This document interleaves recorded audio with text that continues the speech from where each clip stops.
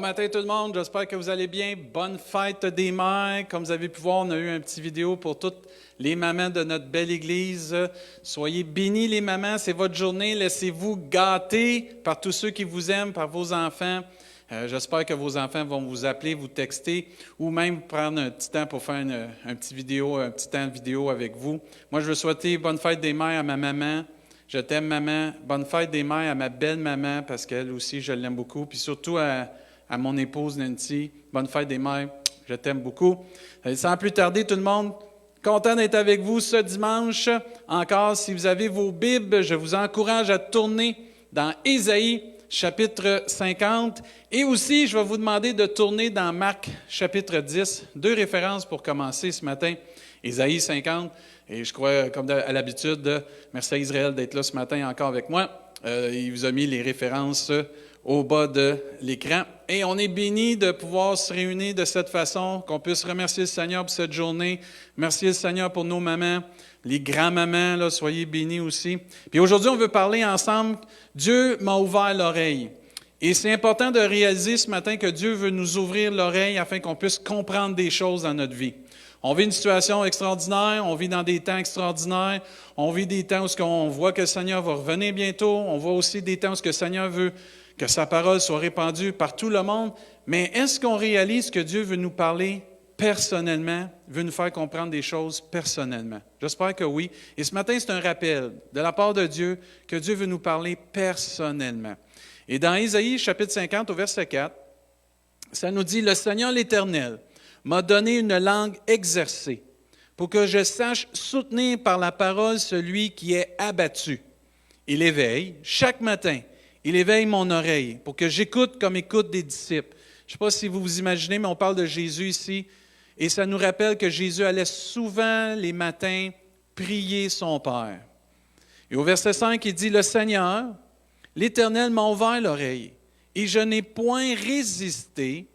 Je ne me suis point retiré en arrière. » Verset 6, « J'ai livré mon dos à ceux qui me frappaient et mes joues à ceux qui m'arrachaient la barbe. Je n'ai pas dérobé mon visage. » Et ensuite, il dit aux ignominies, et au crachat. « Mais le Seigneur, l'Éternel, m'a secouru. C'est pourquoi je n'ai point été déshonoré. C'est pourquoi j'ai rendu mon visage semblable à un caillou, sachant que je ne serai point confus. » Ou confondu plutôt.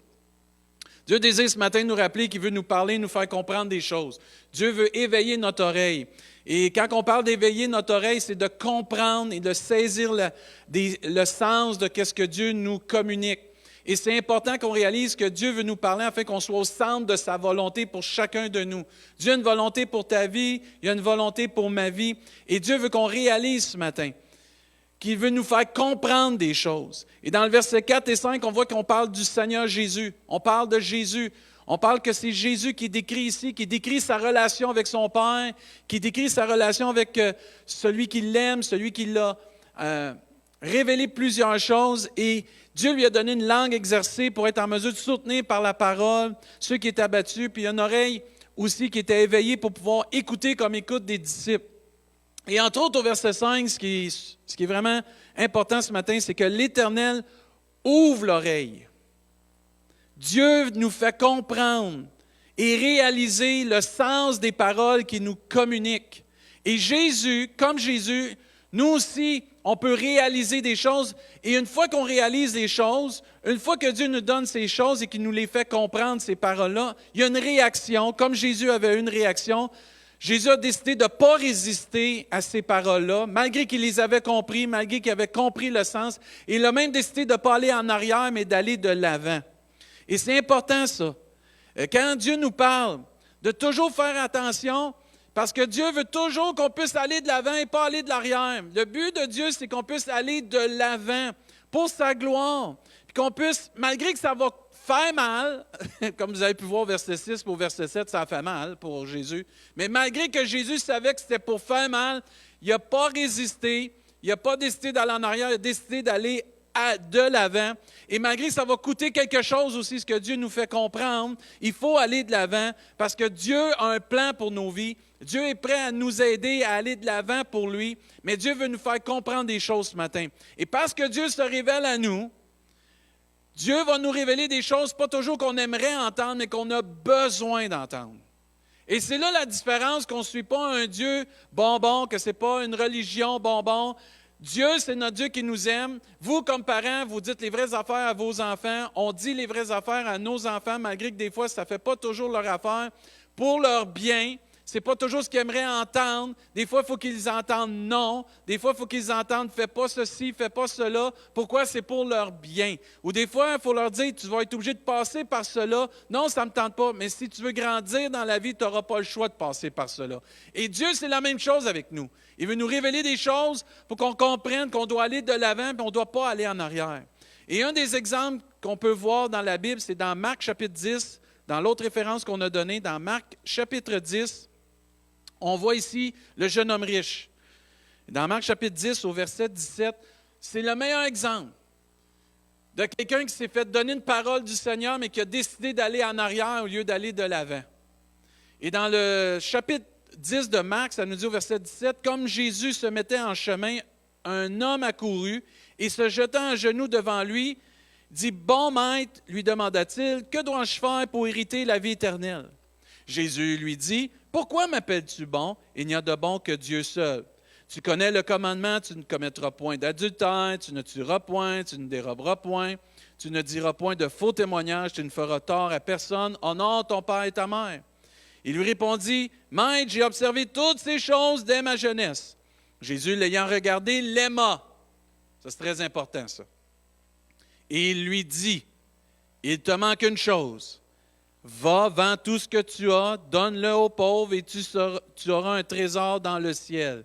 Puis, viens et suis-moi. » Mais affligé de cette parole, cet homme s'en alla tout triste, car il avait de grands biens. On voit qu'ici, ce que j'aime avec le jeune homme riche, c'est que Dieu, Jésus s'adresse à lui. Il répond à sa question d'une façon universelle. Il dévoile le plan de Dieu universel, le plan de Dieu pour tout le monde, pour obtenir l'héritage, le royaume des cieux, puis de pouvoir avoir la vie éternelle. Mais à un moment donné, Dieu éveille son oreille, puis il lui parle personnellement. Le langage universel, il est toujours là pour le salut en Jésus-Christ, mais à un moment donné, Dieu rend ça personnel, parce que c'est un salut personnel. Et il va s'adresser à lui parce qu'il l'aime, puis il va lui dire exactement ce que lui, dans sa vie, il va lui faire comprendre, il faire saisir le sens, lui ouvrir l'oreille pour qu'il comprenne ce que lui doit faire pour obtenir vraiment la vie éternelle puis le salut qu'il peut y avoir en Jésus-Christ. Et on sait qu'il y a un salut universel. On sait que Dieu, il y a une parole, Jean 3,16, « Car Dieu a tant aimé le monde qu'il a donné son Fils unique afin que quiconque croit en lui ne périsse point, mais qu'il ait la vie éternelle. » Et ça, c'est bon.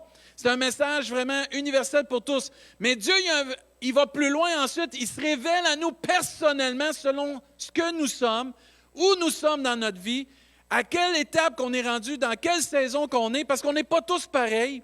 On ne vit pas tous les mêmes difficultés. On ne vit pas tous les mêmes péchés, on ne vit pas tous les mêmes chaînes, les mêmes blessures, mais Dieu se révèle personnellement, comme il fait avec ce jeune homme riche, comme il a fait avec Jésus, il se révélait personnellement. Et je n'ai rien contre les messages universels, c'est très bon, ça a sa place. Mais Dieu veut se révéler à toi et à moi personnellement. Et c'est ça qui est beau avec Dieu. Et ensuite, la réaction nous revient. Genre, je vais prendre ce que Dieu me dit, puis je vais aller de l'avant, ou je vais aller en arrière. Je vais accepter ce que Dieu me dit ou je vais résister. Dieu désire vraiment nous ouvrir l'oreille afin qu'on puisse réaliser des choses dans nos vies. Dieu veut nous parler pour des projets, des plans, une direction précise pour nos vies afin qu'on puisse être au centre de sa volonté. Qu'est-ce que Dieu te révèle présentement? Qu'est-ce que Dieu est en train de te révéler dans cette saison? Qu'est-ce que Dieu nous révèle personnellement dans cette saison qu'on vit? Qu'est-ce que Dieu éveille ton oreille présentement?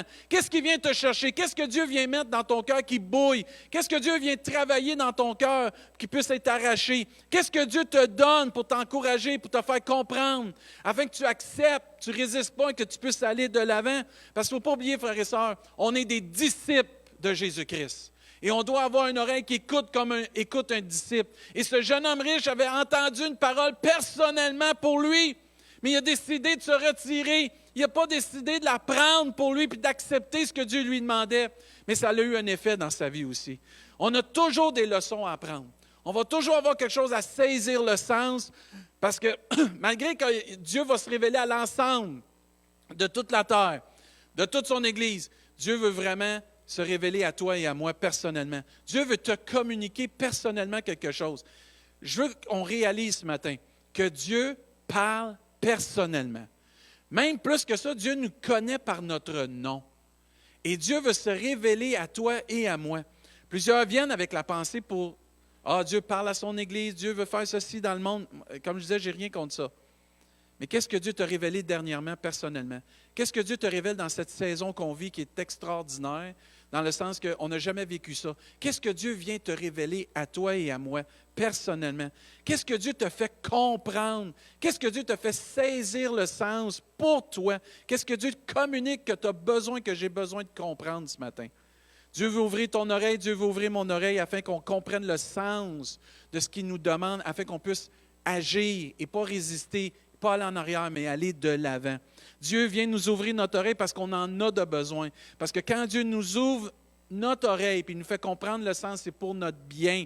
C'est qu'on puisse aller de l'avant, pas juste en tant que chrétien dans un ensemble, mais personnellement marcher avec Dieu. Et on réalise que dans le temps qu'on est, on n'est pas toute l'Église ensemble réunie, mais on est l'Église du Seigneur quand même. Mais chacun d'entre nous, on doit marcher encore pour Dieu, puis on doit aller de l'avant pour Dieu. Et c'est pour ça qu'on croit en Dieu. Moi, ce que j'aime avec Dieu, c'est c'est une relation personnelle avec lui.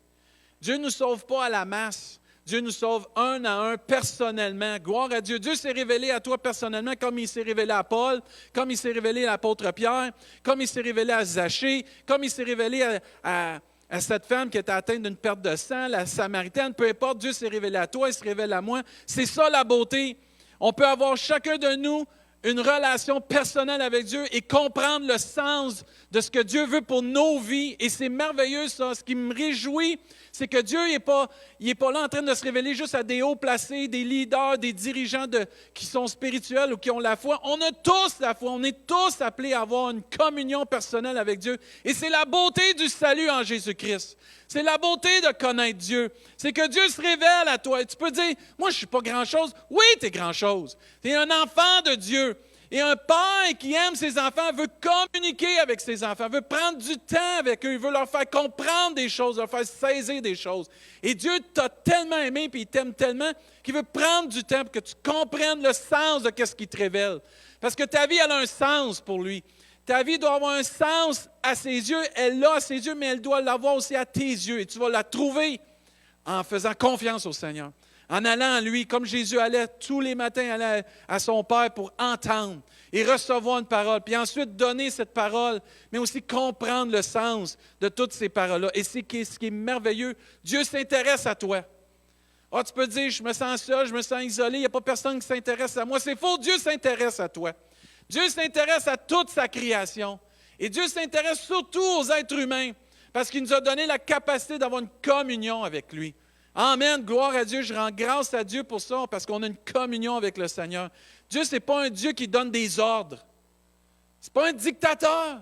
C'est un Dieu qui veut se faire comprendre, puis il veut faire comprendre des choses. Il veut se révéler à chacun de nous pour nous donner le sens de ce qu'il nous dit, et le sens de sa parole, le sens de la vie, le sens d'être valorisé, le sens d'être important, le sens d'être utile. Amen, gloire à Dieu. Ce n'est pas un Dieu qui donne des ordres, c'est un Dieu qui donne une communication avec nous, qui veut avoir avec toi une relation personnelle merveilleuse. Si tu mets ta confiance en lui, tu vas avoir une communion avec lui. Tu dis, je vais pouvoir parler à Dieu. Oui, tu peux parler à Dieu.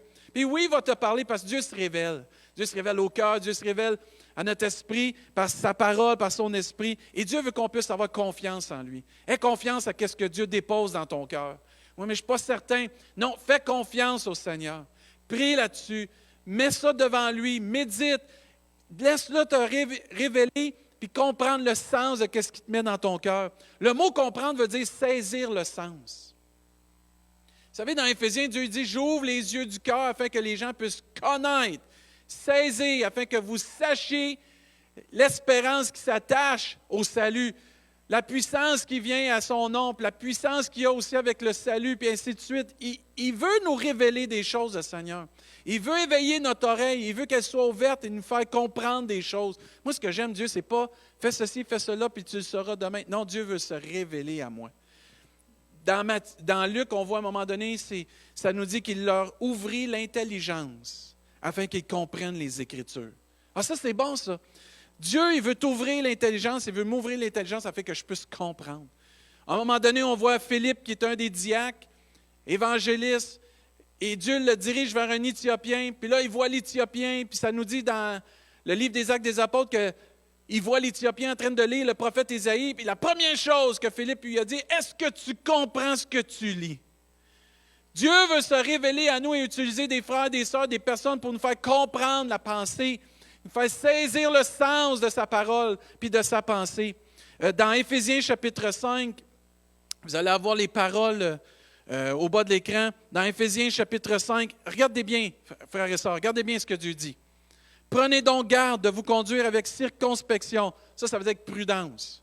« Non comme des insensés, mais comme des sages. » Il dit, rachetez le temps. Ce n'est pas le temps d'aller en arrière. Avec qu'est-ce que Dieu se révèle pour ta vie, pour ma vie, ce n'est pas le temps d'aller en arrière, c'est le temps d'aller de l'avant. Ce n'est pas le temps de s'asseoir sur une parole, mais c'est le temps d'aller de l'avant. Car les jours sont mauvais.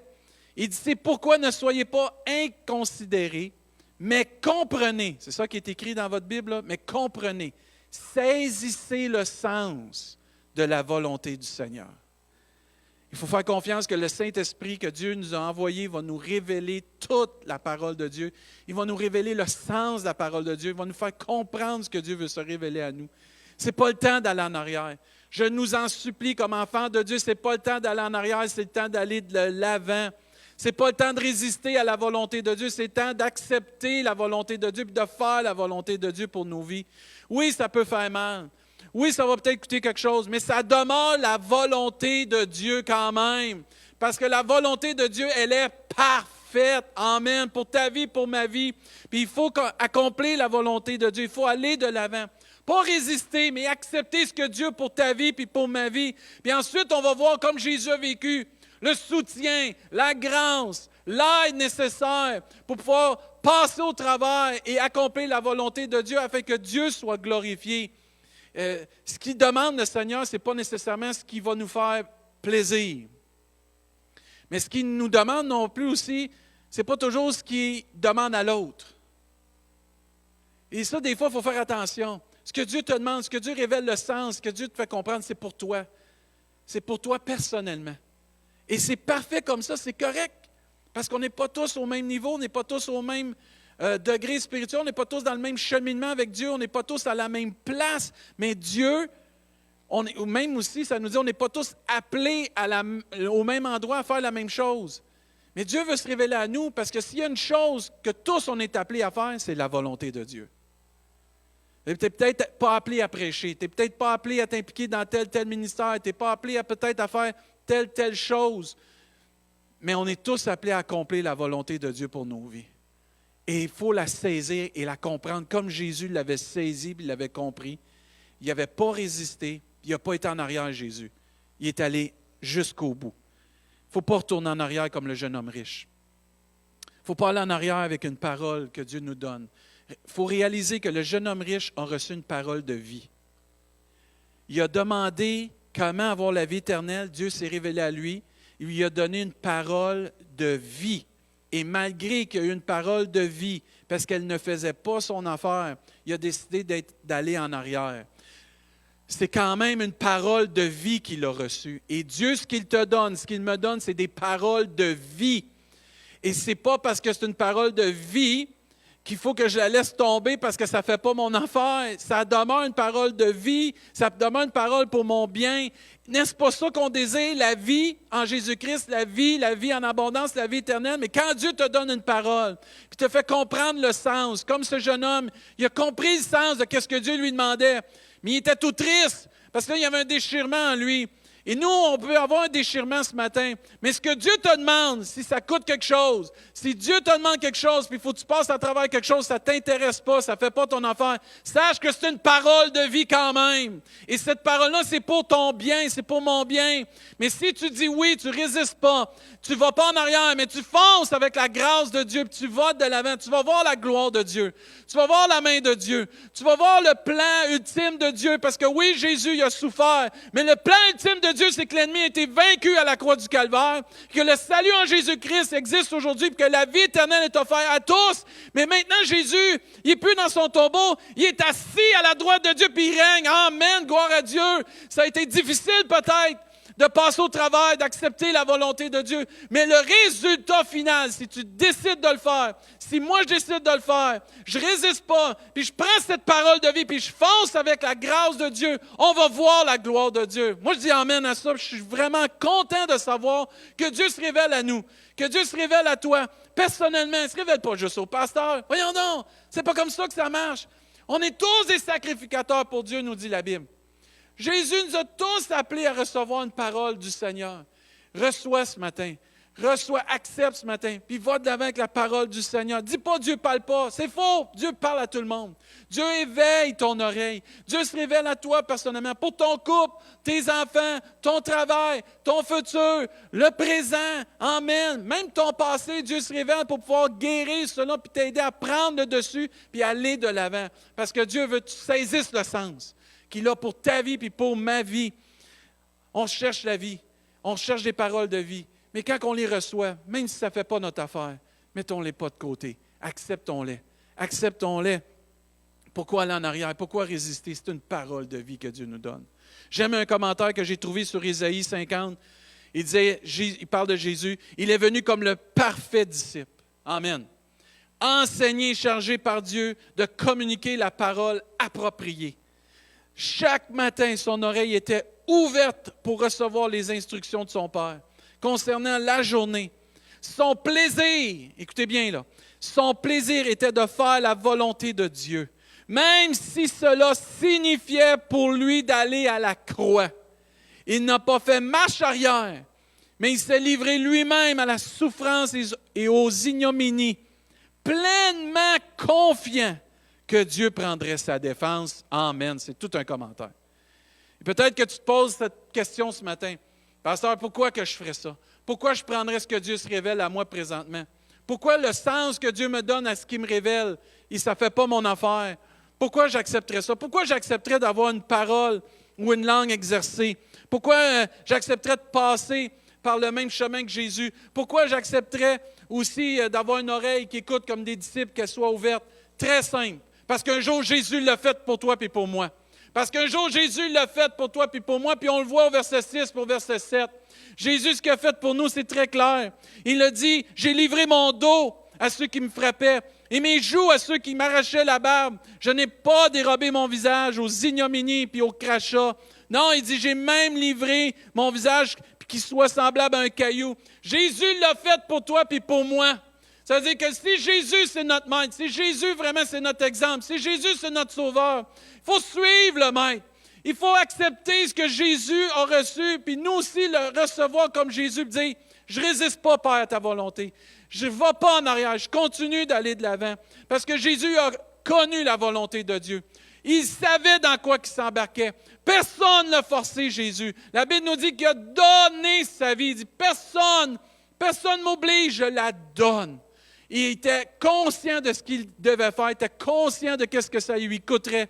Il était conscient aussi que la volonté de Dieu était parfaite. Et de même que Jésus n'a pas résisté, de même que Jésus n'a pas allé en arrière, excusez.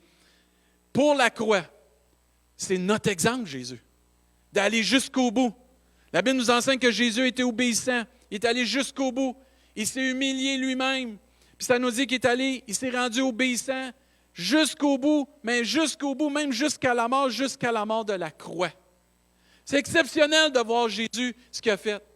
Même la Bible nous enseigne que nous aussi, si quelqu'un veut être mon disciple, qu'il renonce à lui-même et qu'il se charge de quoi? De sa croix et qu'il me suive. Tu as une croix à supporter, j'ai une croix à supporter, puis on doit la supporter pour la cause de Jésus-Christ. pour la cause des âmes perdues, pour la cause que je suis appelé, tu es appelé à être disciple et serviteur du Dieu vivant.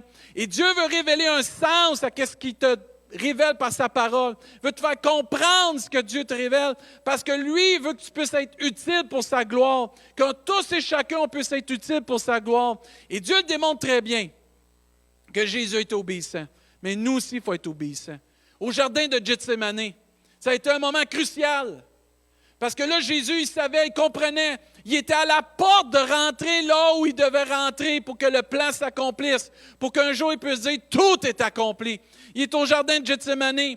Il est là. Il aurait pu arrêter. Il aurait pu résister. Il aurait pu faire venir une légion d'anges pour venir le secourir. Puis il dit, c'est fini. Je vais de l'arrière. Je ne veux pas accepter ça. Non, Jésus a dit quoi? Si tu voulais éloigner de moi cette coupe, si toutefois tu pouvais éloigner cette coupe de moi, mais qu'est-ce qu'il dit? Non pas que ma volonté se fasse, mais la tienne. Amen. Quel exemple, Jésus! Jésus comprenait.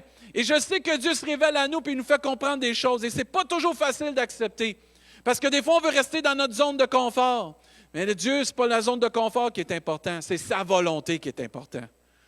Et ce n'est pas de rester avec comme le peuple de Dieu qui voulait retourner à ses cocombes. Ce n'est pas de retourner en arrière qui est important, c'est d'aller de l'avant. Aller de l'avant, qu'est-ce que Dieu nous révèle. Et si on suit l'exemple de Jésus et on accepte la volonté de Dieu, on ne résiste pas à la volonté de Dieu, on va voir la gloire de Dieu. On va voir la puissance de Dieu. Puis on va régner avec Dieu. Puis on va voir comment l'amour de Dieu est là pour nous soutenir puis nous encourager. Jésus a déclaré un jour, ma nourriture est de faire la volonté de celui qui m'a envoyé. Est-ce que ta nourriture, ce qui te garde en vie, ce qui te nourrit, c'est d'accomplir la volonté de Dieu? Si oui, je rends gloire à Dieu. Si tu n'es pas encore rendu là, c'est possible. C'est possible. Retourner au trône de la grâce et demander à Dieu la force. Tu vas dire, pasteur, ce que Dieu me demande, c'est gros. Ça se peut. Mais comme on a vu dernièrement, tout est possible. On a tout pleinement en Jésus, mais tout est possible à celui qui croit. Puis tout est possible aussi à celui qui met sa confiance en Dieu. Dieu ne te demandera jamais quelque chose qui est au-delà de ta capacité parce que Dieu va t'aider. Mais il ne faut pas résister, il ne faut pas aller en arrière. C'est vraiment le message de ce matin, il ne faut pas aller en arrière. C'est temps d'aller de l'avant. Et tu peux dire, je ne ressens pas ce qui se passe. On ne marche pas par les sentiments, on marche par la parole de Dieu. Si Dieu te révèle quelque chose, attends pas d'avoir le feeling qu'il faut que tu le fasses. Si Dieu te révèle quelque chose, il est écrit, fais-le par la grâce de Dieu. Fais-le parce que Dieu te le demande. Fais-le pas parce que ça te tente, ça ne te tente pas. C'est pas de même, ça marche. Dieu me le demande et parce que j'aime Dieu, je veux accomplir sa volonté. Parce que je suis reconnaissant de ce que Dieu a fait pour moi sur la croix. Puis parce que Jésus est mon exemple suprême, je veux accomplir ce que Dieu me demande.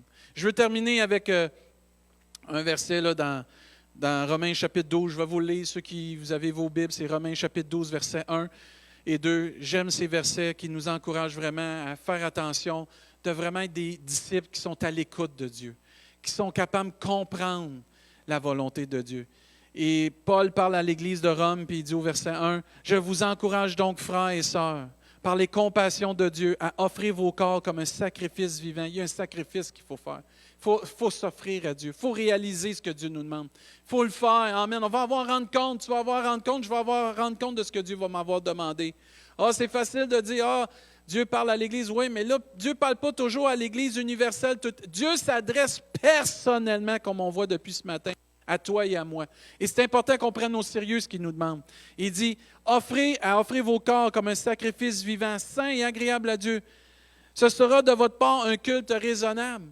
Verset 2, ne vous conformez pas au monde actuel. On est dans un monde qui ne se soucie pas toujours de Dieu. On est dans un monde qui ne veut pas nécessairement faire la volonté de Dieu. Mais dans des milieux chrétiens, c'est difficile. Des fois, on dirait qu'il y a un relâchement. Il ne faut pas se relâcher. Ça disait quoi tantôt dans Éphésiens? Racheter le temps. Il faut racheter le temps. Amen. Le salut est plus près que lorsqu'on a cru. Il s'en vient, Seigneur. C'est temps de racheter le temps. Amen. Il dit, ne conformez pas au monde actuel, mais soyez transformés. On a tous besoin d'être transformés par le renouvellement de l'intelligence. Oui, parce que intelligemment, consciemment, la logique, c'est de ne pas faire ce que Dieu veut. Parce que la logique, c'est ça n'a pas d'allure ce que Dieu me demande. Mais on ne marche pas nécessairement par une logique humaine. Quand tu acceptes le Seigneur, tu fais confiance au Seigneur, tu réalises que qu'est-ce que Dieu te demande, c'est divin, c'est puissant, puis il va intervenir. Puis tu viens qu'à comprendre que Dieu a un plan plus grand, plus merveilleux. Et ça, il faut le saisir. Il faut être renouvelé dans notre intelligence. Il faut vraiment garder nos yeux sur qu'est-ce que Dieu nous demande. Afin, puis ça c'est important, afin de discerner quelle est la volonté de Dieu, ce qui est bon, ce qui est agréable et ce qui est parfait. Dans le fond, la volonté de Dieu, c'est bon, c'est agréable et c'est parfait. Et je prie que notre Église et chacun de nous, on puisse être comme Jésus, avoir une oreille qui est ouverte pour réaliser, saisir le sens et comprendre ce qu'il nous demande. Résistons pas. Ce n'est pas éternel en arrière, frères et sœurs. Amen. Que Dieu bénisse sa parole à nos cœurs ce matin. Que Dieu nous aide à aller de l'avant. Et ce n'est pas parce qu'on est dans un temps de confinement qu'on ne peut pas accomplir la volonté de Dieu. Oh, mais Dieu n'est pas limité au confinement. Amen. Si vous croyez que Dieu n'est pas limité au confinement, dites Amen, faites un pouce. Ah, mais que Dieu est béni, que Dieu soit glorifié, parce que Dieu ne se limite pas. Même que l'homme, que l'ennemi voudrait limiter Dieu, mettre Dieu dans une boîte, Dieu, c'est impossible de le mettre dans une boîte. La volonté de Dieu va toujours s'accomplir. Amen. Les cieux et la terre vont passer, mais sa parole ne passera jamais. La volonté de Dieu va s'accomplir coûte que coûte, parce que Dieu est souverain. Et comme on a chanté ce matin, Dieu règne encore. Dieu règne encore. Amen. Prions avant d'aller à quelques nouvelles importantes pour notre Église, mais on va prier ensemble. Père, on veut te rendre grâce pour ta parole. On veut te rendre grâce pour Jésus, notre exemple. Mais on veut te remercier aussi parce qu'on a une relation personnelle avec toi. Tu te révèles à nous, Seigneur Dieu. Et pousse-nous par le Saint-Esprit, par un feu puissamment en nous à accomplir ce que tu nous demandes, chacun de nous.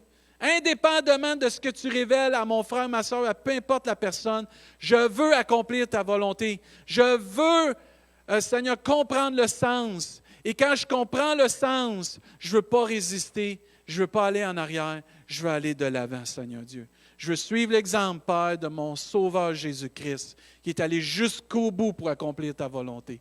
Seigneur, donne-nous la grâce, accorde-nous la force, la détermination, la persévérance, le zèle, amen, Seigneur Dieu, pour accomplir ta parole et te laisser te révéler à nous.